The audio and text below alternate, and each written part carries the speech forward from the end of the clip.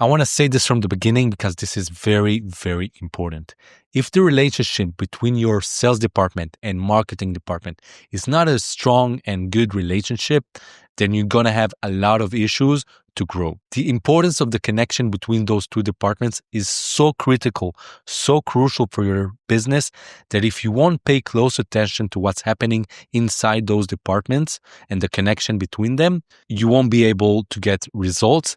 And it's not going to work. I'm sorry, but it's not going to work. You need to believe me when I said I saw how many businesses skyrocket when the relationship between the departments is good. And I've also seen how they go downhill when the relationship is not good. I even saw how the entire marketing and sales departments were sacked and fired because they didn't do a good job and the boss decided that they need to start everything from scratch and hope for the best. Now, me as a marketing manager, of course, I've seen it from the perspective of a marketing person, but I can say that I've worked with so many salesperson, so many sales departments that I can really feel and see the other side. I'm not that, tunnel vision marketing guy that I can only see my goals and not the other department's goals. I understand how the sales department is crucial for my success and the success of the marketing and the entire business. And this is why I wanted to do this video, because I believe that this is very, very important for you to understand.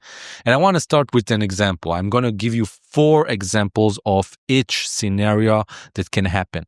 The first one is a scenario where the marketing department wants to work with the sales department, but the sales department is not really eager to do work and help the marketing department. Now, I'm sure you saw on TikTok those funny videos where you see someone from the marketing department chasing after the employees of the company because they want to create content. Now, of course, as the normal Yair, I can say that this is funny. But as the marketing person, I can say that this is not funny at all. And it's even a little bit sad, because the hard truth is that if the employees don't understand that they need to help the marketing department, they won't get more bonuses, they won't get promotions, they won't be able to grow in the business, and they will be in the same place forever. Now, of course, I don't expect each employee to go and do a video for TikTok. I don't expect each employee to go and write a blog article, but I do expect from the sales department to contribute a little bit more from anyone else, because this is a direct connection to their success. If the marketing department will do a good job, the sales department will be able to succeed. It's simple as that. I see how in many cases the sales department doesn't want to help. They don't come with ideas. They don't like brainstorm meetings.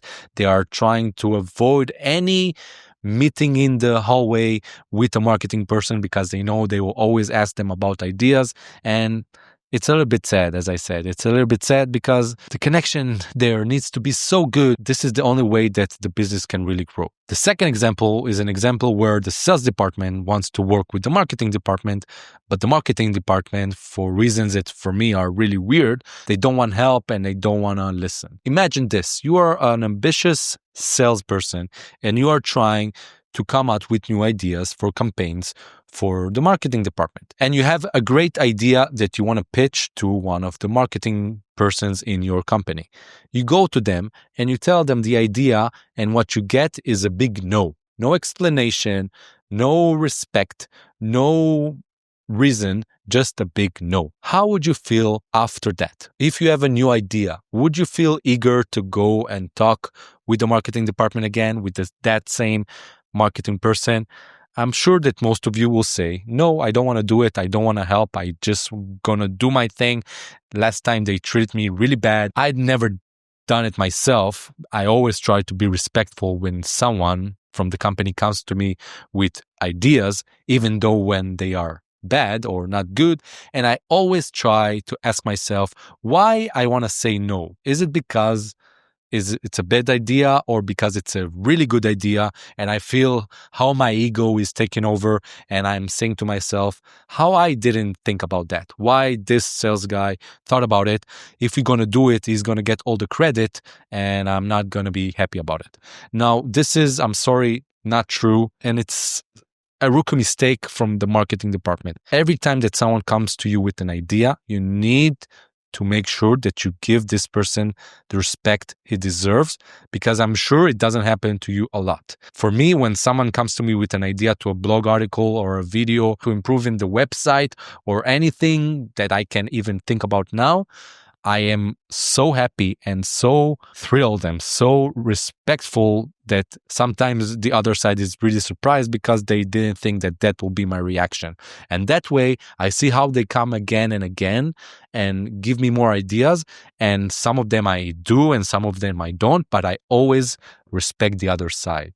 When I want to say no and I'm going to say no, I am always thinking of how can I say it in a way that won't hurt the other side and won't make them not want to help me anymore. Even if the idea is not great, but you see that the other side is really confident about it and you have the budget and you have the time and you have the capacity to do it, give it a try. See how it goes and maybe you'll be surprised. And if it doesn't go well, then you know that you tried and at least the other side will know that you did your best to make it happen. No one likes to hear no, and if you can prevent that, that will be great. But as I said, if you have to say no, because sometimes people come to you with stupid ideas, say it in a respectful way. Another story that I like to tell when it comes to demonstrating the connection between the two departments is that for me, if we take those departments and translate them to the Air Force, so the pilot is the sales department. They do all the heavy bombing, going and talking with the people on the ground, trying to sell, trying to make people buy, do the purchase.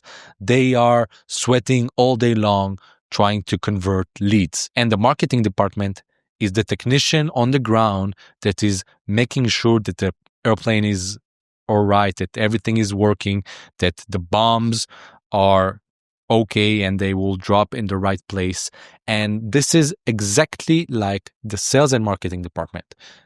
The sales is the pilot, the marketing is the technician, and they work together.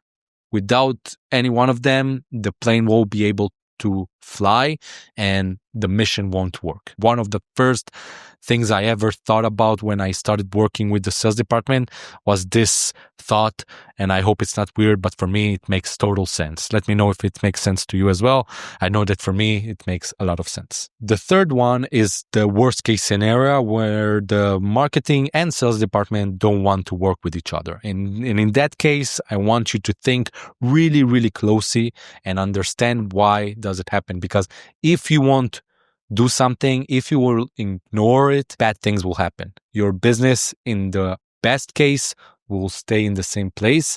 And after a while, it will go down. It only depends if it will happen fast or slow, but eventually it will go down. Because if there is a lot of ego wars, a lot of bad talking, a lot of disrespect between the departments, then they will just waste money, waste time, waste your important, valuable assets. And in the end, it will go down. I'm sorry to say to you, but you need to really make sure that you are paying close attention to what's happening. I know that a lot of high-ranked managers don't like to see how, you can say, the sausages of the marketing and sales world are being made, but I must say that you need to make sure that you know how it goes. You need to be part of the talk, part of the meetings.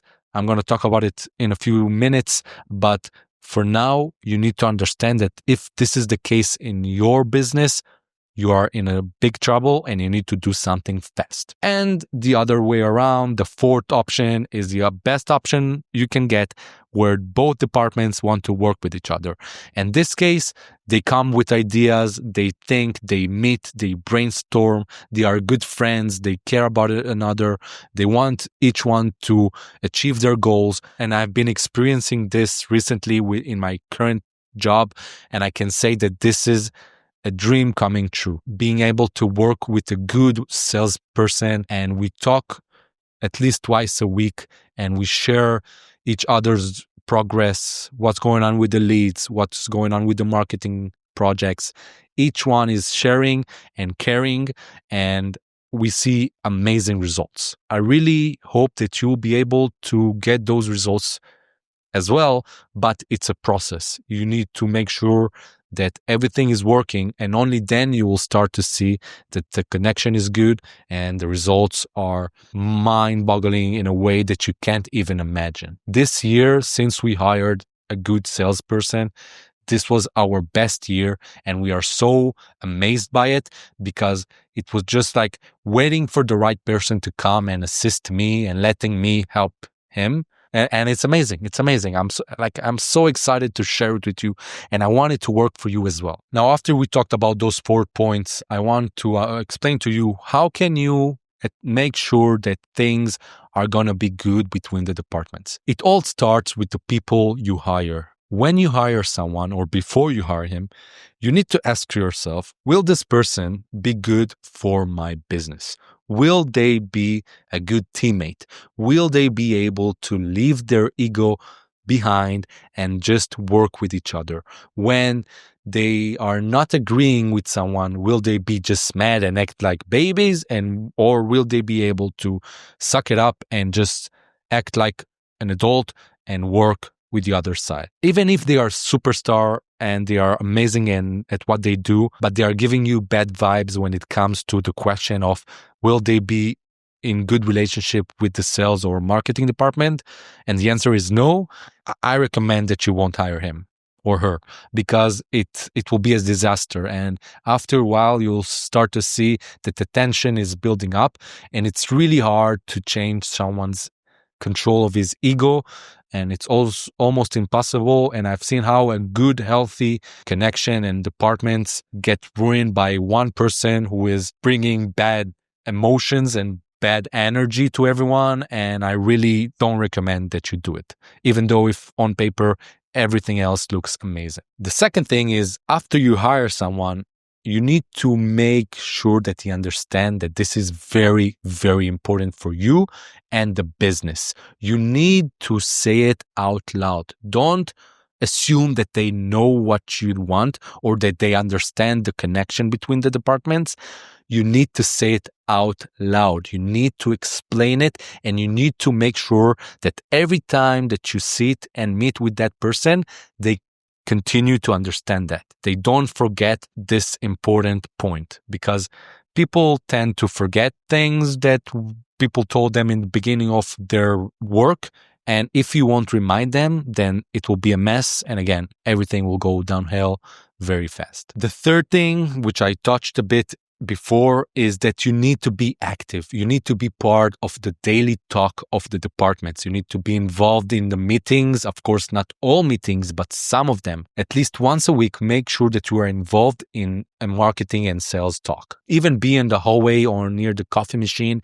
You need to hear what they are saying, and the vibe of that conversation will be able to make you understand if everything is okay or not. But you need to be part of it. You need to go ask tough questions. You need to go and make sure that they are happy working with each other. And if not, you need to try to fix it. It's sad for me that I see how sometimes the managers just want to leave the sales and marketing department, do their thing, not be involved. It's actually really, really sad for me. Don't be that guy or that girl or person. Just go and be part of the talk. That will help you to understand so many things. I'm sure that you will also be able to bring so many ideas, and they will feel comfortable to talk with you, to say yes, to say no. Again, no ego. This is so important for you as well. No ego when it comes to marketing and sales. Everyone needs to throw ideas. Some of them will be good, some of them will be bad, and you need to understand that sometimes your ideas will also be bad, but some of them will be great, and you need to be part of the conversation. And finally, something that I'm sure you understand that is really important, you need to set goals, realistic numbers that will be their goals, and also milestones that are not connected to numbers, that will make them understand their progress, the results, if they are doing a good job or not. And of course, it will also help you understand those things. Instead of just looking on dry numbers, you will be able to, as I said before, be part of the meetings, see the numbers, see the talk between each one of the employees of the departments, and understand what's working, what's not, and what your employees need from you in order to get good results and improve. Now, I believe that you always need to set hard goals, but realistic goals.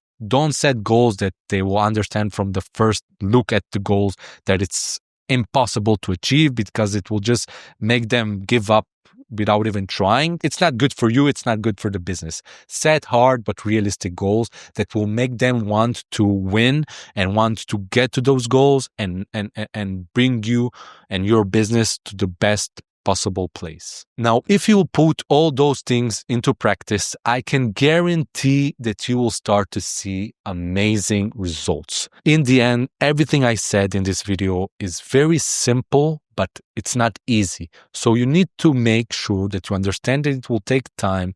It won't happen fast. Be part of the journey of your marketing and sales department and emphasize that their connection is, from my point of view, one of, if not the most important parts of your business. If you have any questions about what I said in this video or about anything that is related to marketing, feel free to write them in the comments below. I was really happy to do this video. I hope you understand that this is very important, and I will see you in the next video.